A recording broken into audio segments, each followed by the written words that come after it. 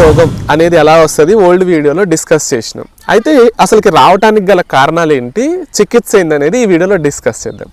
అయితే ఎందుకు వస్తుంది? పుట్టిన వెంటనే కరెక్ట్గా జున్ను పాలు తాగించకపోయినా వస్తుంది. అంతర్పరాన్న జీవుల సమస్య వల్ల కూడా వస్తుంది.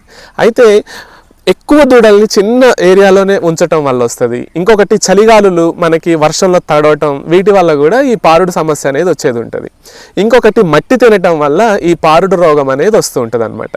తల్లి గర్భం నుంచే మనకి దూడలోకి అంతర్పరాన్న జీవులు అనేవి వస్తుంటాయి కాబట్టి అంతర్పరాన్న జీవులు నిర్మూలన చేయకపోయినా కూడా ఈ పారుడు సమస్య అనేది వస్తుంది. అయితే చికిత్స ఏంటి?